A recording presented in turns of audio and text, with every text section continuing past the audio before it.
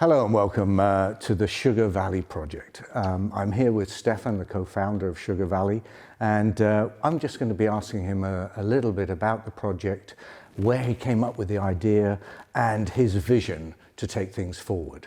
So Stefan, talk a little bit about Sugar Valley. Sibel and I, we were driving by car into Portugal because we found a place here, so we're coming in and out of Germany, and we've been thinking about biodynamic grown product, and it seems to be very scarce.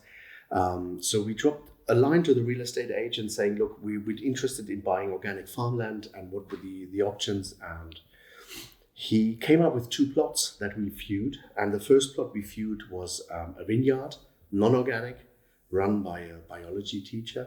And he was giving us a lecture about how he was using different fertilizers and this and that in order to cultivate the plants and everything. And strangely enough, there was no life on this plot. I mean, we've been surrounded by greenery. Everything was somehow growing, and the feeling of when you go to a bush or a tree and you pick like a fresh orange or an apple and you eat that was not there. And the second plot was the Sugar Valley plot, and it was an abandoned place where they used to grow peaches and oranges, and according to the vendor, the land was not cultivated over a period of 6 to 8 years, and the energy of the trees there growing oranges, and we actually went there to pick some, and that was amazing. We just fell in love with it, and the plot is small enough and also big enough in order to do what we're trying to do. Absolutely. So the farm has had no pesticides or fertilizers used on it for a number of years. So is the Sugar Valley project a vision by which you're going down the organic biodynamic route? Exactly. So when we think about nutrition, food, that I always fell in love with the biodynamic aspect of growing stuff, because the basic idea and principle of biodynamic growing is that everything that's in the soil goes into the fruit, goes into the tree, goes into the orange, the lemon, or into the carrot that you plant into the tree, into the soil, and so the fruit can only be as good as the soil quality. So the biodynamic approach is that you keep continuing on increasing the quality of the soil, and this is what we're now trying to put into practical application. So what about the water quality in the area? The water in the Algarve is of high quality according to what we understood from the tests we've did so far, and there is also an abundance of water, and this is why we've chosen Portugal over Spain, for example. Okay, so basically, what is the source of the water at the moment? Because I noticed when I visited that there was basically a viaduct going through. Exactly. So the viaduct that's going through is being supplied from one of the inland dams, and there's also groundwater that's being retrieved, and we will also collect the rainwater. That's once the buildings are occupied. And will the water be treated in any way? The water will be treated. We've been doing a lot of research in that area.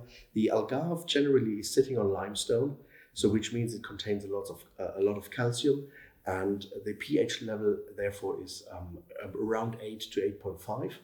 And we've been treating the water in a way that we will reduce pH levels, so we can go down to 7.0, 6.9, and this way the plants will have a lot better way of utilizing the minerals that are in the water.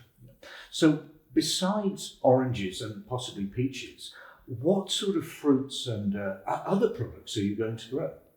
Well, there's an interesting discussion about within the team that we're looking at currently, and we've been grafting the trees. That's been something that you've been on with the locals.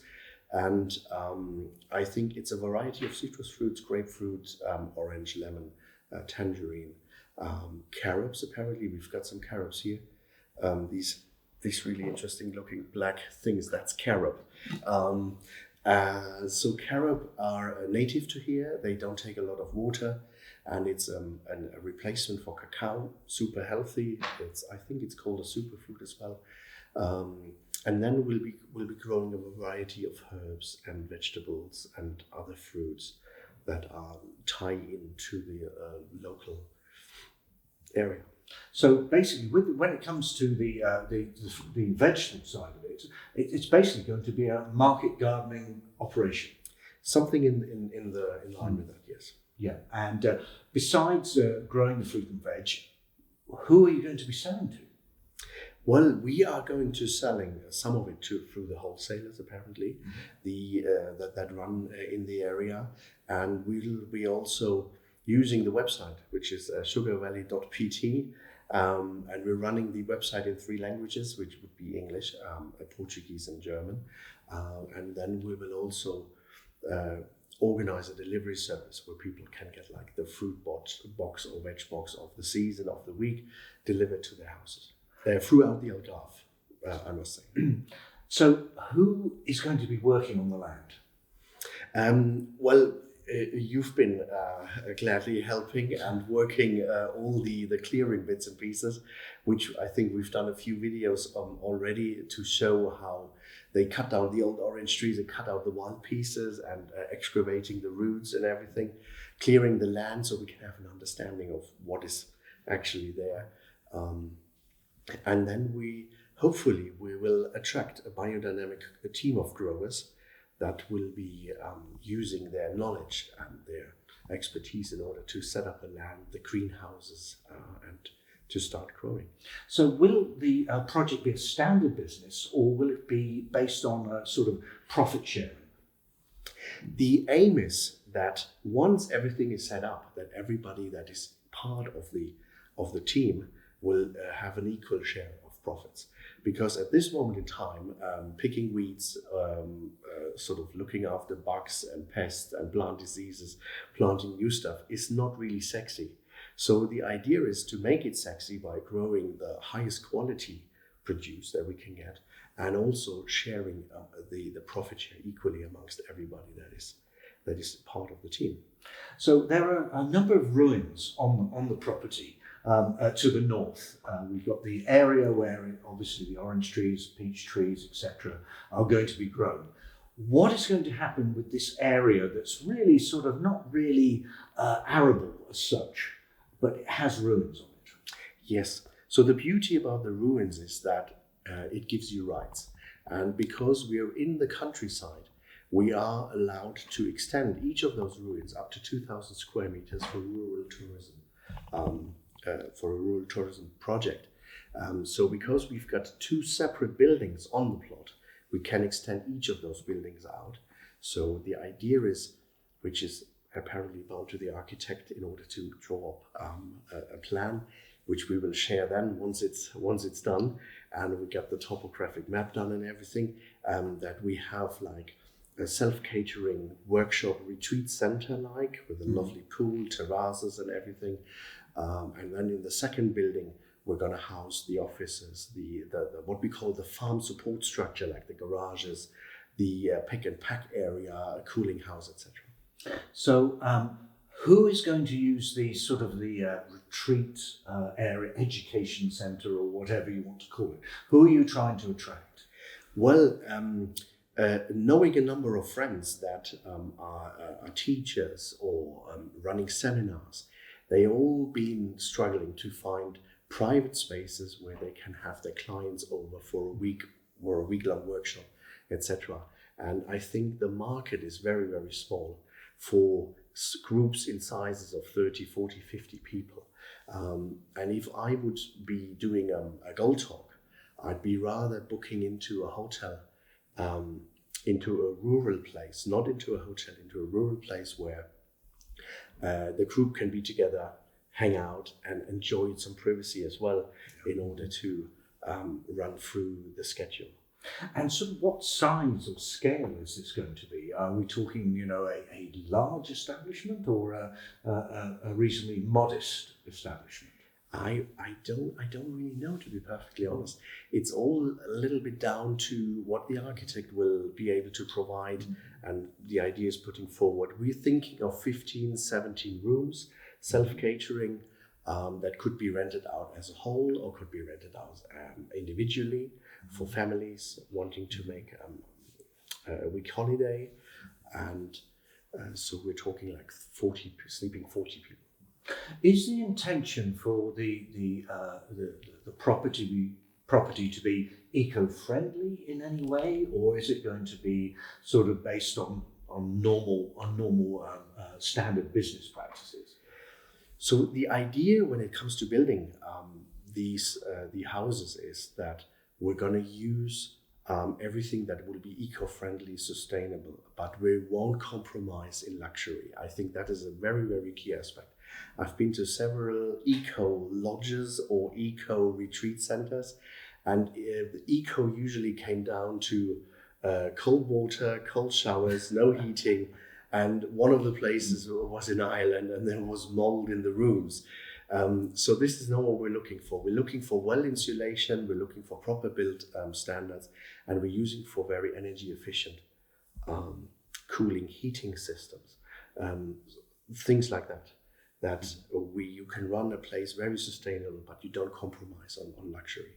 So the concept is multifaceted. So you've got a situation where you can invite small groups in.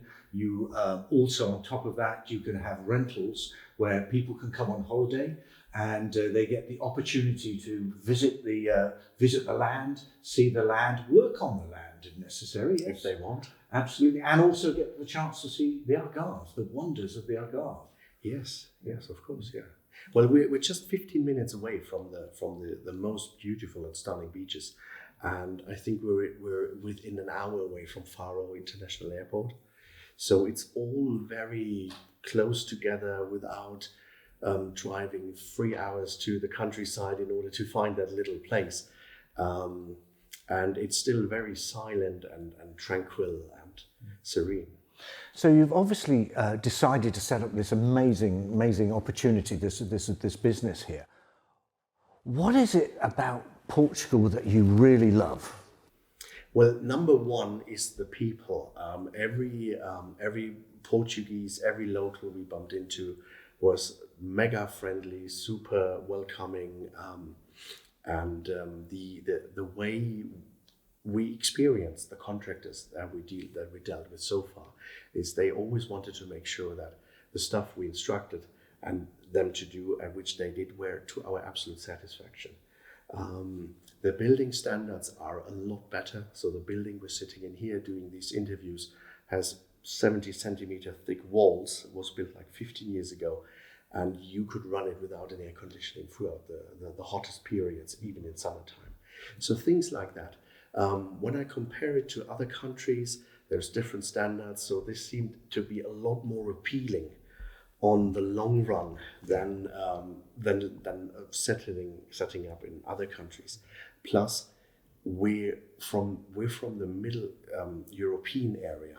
We're used to forests. Also, I'm as a German, I grew up surrounded by forest. You could walk days inside the forest.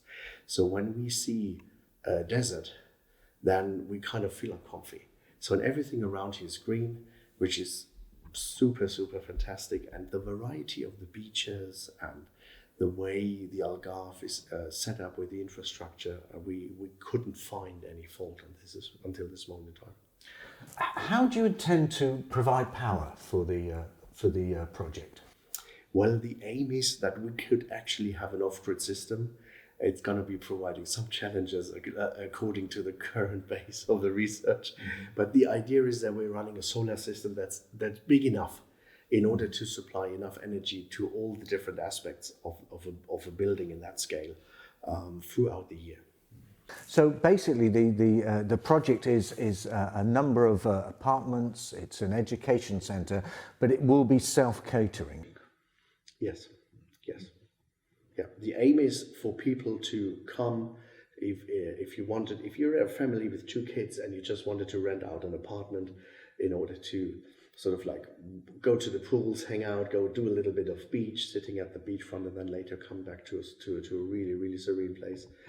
That's going to be one aspect, and then you could rent out the entire place. You could run weddings, of course, with magnificent photo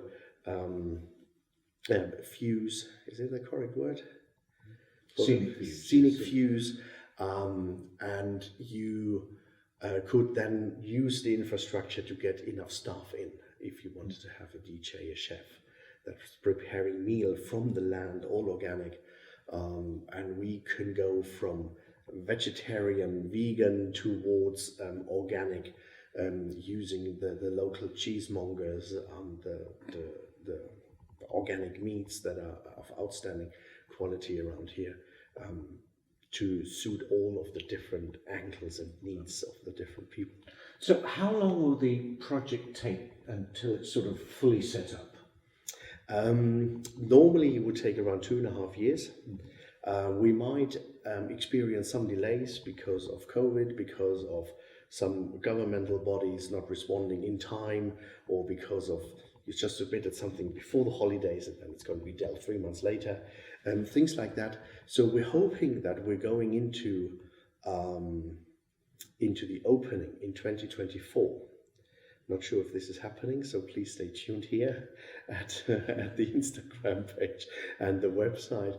We're gonna do periodic updates according to the progress of the project. Thank you, Stefan. Thank you, Tom. Thank you.